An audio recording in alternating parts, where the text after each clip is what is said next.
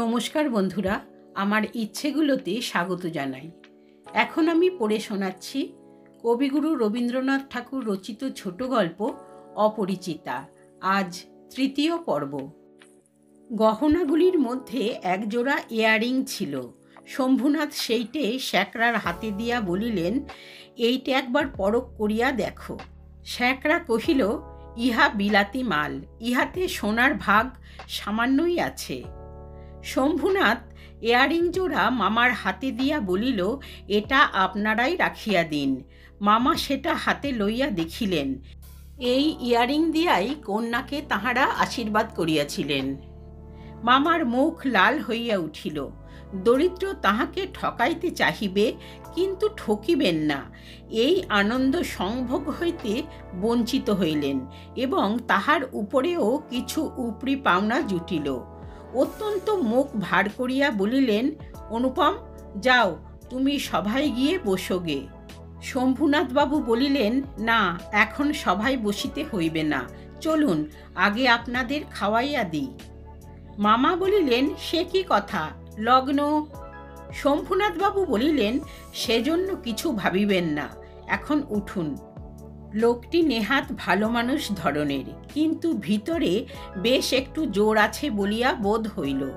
মামাকে উঠিতে হইল। বরযাত্রদের আহার হইয়া গেল। আয়োজনের আড়ম্বর ছিল না, কিন্তু রান্না ভালো এবং সমস্ত বেশ পরিষ্কার পরিচ্ছন্ন বলিয়া সকলেরই তৃপ্ত হইল। বরযাত্রদের খাওয়া শেষ হইলে শম্ভুনাথবাবু আমাকে খাইতে বলিলেন। মামা বলিলেন, সে কি কথা, বিবাহের পূর্বে বর খাইবে কেমন করিয়া? এ সম্বন্ধে মামার কোনো মত প্রকাশকে তিনি সম্পূর্ণ উপেক্ষা করিয়া আমার দিকে চাহিয়া বলিলেন, তুমি কি বলো, বসিয়া যাইতে দোষ কিছু আছে? মূর্তিমতী মাতৃ আজ্ঞা স্বরূপে মামা উপস্থিত, তাঁর বিরুদ্ধে চলা আমার পক্ষে অসম্ভব। আমি আহারে বসিতে পারিলাম না।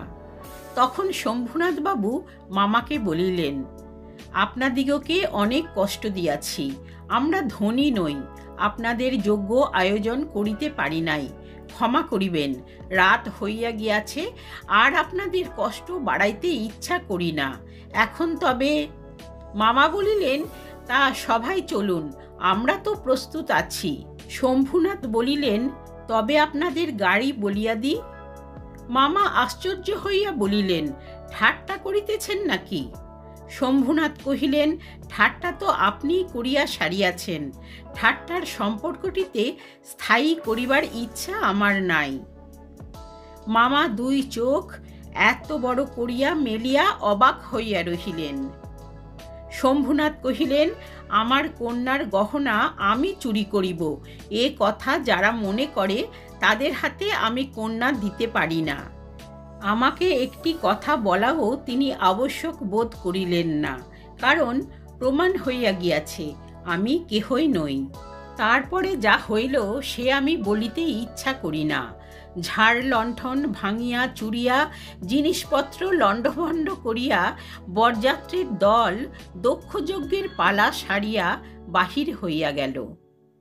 বাড়ি ফিরিবার সময় ব্যান্ড, রসনচৌকি ও কনসার্ট একসঙ্গে বাজিল না, এবং অভ্রের ঝাড়গুলো আকাশের তারার উপর আপনাদের কর্তব্যের বরাত দিয়া কোথায় যে মহা নির্বাণ লাভ করিল সন্ধান পাওয়া গেল না। বাড়ির সকলে তো রাগিয়া আগুন। কন্যার পিতার এত গুমর, কলি যে চারপোয়া হইয়া আসিল। সকলে বলিল, দেখি মেয়ের বিয়ে দেন কেমন করিয়া। কিন্তু মেয়ের বিয়ে হইবে না, এ ভয় যার মনে নাই, তার শাস্তির উপায় কি?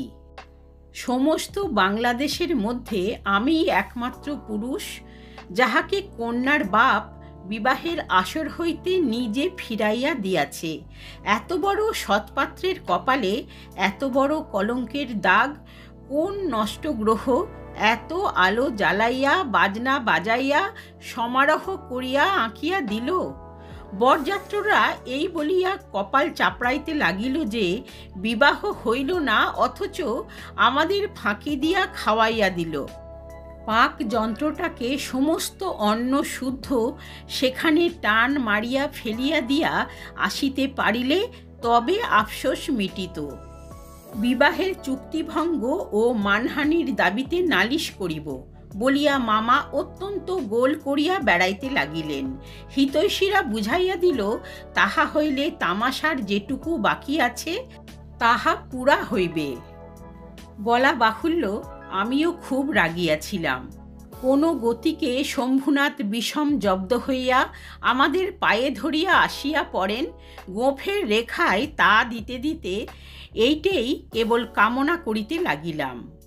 কিন্তু এই আক্রোশের কালো রঙের স্রোতের পাশাপাশি আর একটা স্রোত বহিতেছিল, যেটার রং একেবারেই কালো নয়। সমস্ত মন যে সেই অপরিচিতার পানে ছুটিয়া গিয়াছিল, এখনও যে তাহাকে কিছুতেই টানিয়া ফিরাইতে পারি না। দেয়ালটুকু আড়ালে রহিয়া গেল গো।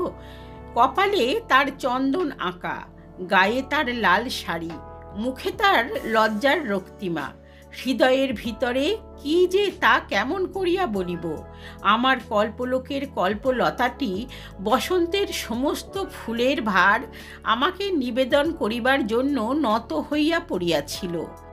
হাওয়া আসে, গন্ধ পাই, পাতার শব্দ শুনি, কেবল আর একটিমাত্র পা ফেলার অপেক্ষা। এমন সময়ে সেই এক পদক্ষেপের দূরত্বটুকু এক মুহূর্তে অসীম হইয়া উঠিল। এতদিন যে প্রতি সন্ধ্যায় আমি বিনুদাদার বাড়িতে গিয়া তাহাকে অস্থির করিয়া তুলিয়াছিলাম। বিনুদার বর্ণনার ভাষা অত্যন্ত সংকীর্ণ বলিয়াই তাঁর প্রত্যেক কথাটি স্ফুলিঙ্গের মতো আমার মনের মাঝখানে আগুন জ্বালিয়া দিয়াছিল। বুঝিয়াছিলাম মেয়েটির রূপ বড় আশ্চর্য, কিন্তু না দেখিলাম তাহাকে চোখে, না দেখিলাম তার ছবি। সমস্তই অস্পষ্ট হইয়া রহিল।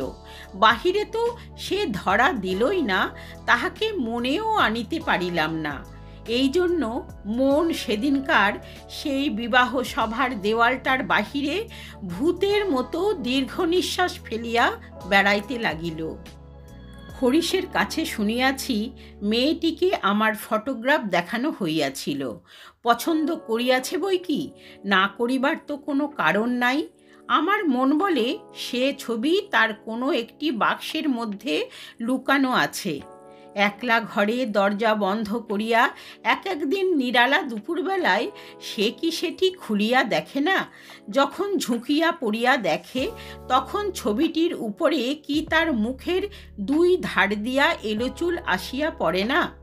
হঠাৎ বাহিরে কারো পায়ের শব্দ পাইলে সে কি তাড়াতাড়ি তার সুগন্ধ আঁচলের মধ্যে ছবিটিকে লুকাইয়া ফেলে না? দিন যায়, একটা বৎসর গেল।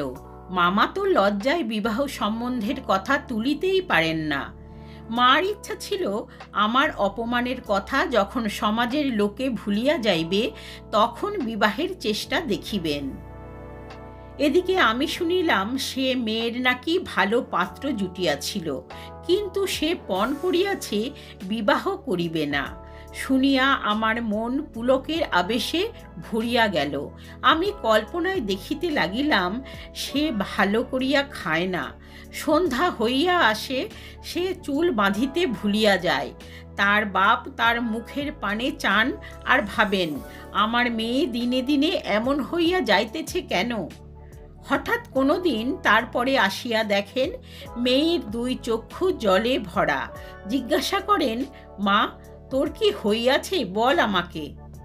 মেয়ে তাড়াতাড়ি চোখের জল মুছিয়া বলে, কই, কিছুই তো হয়নি বাবা।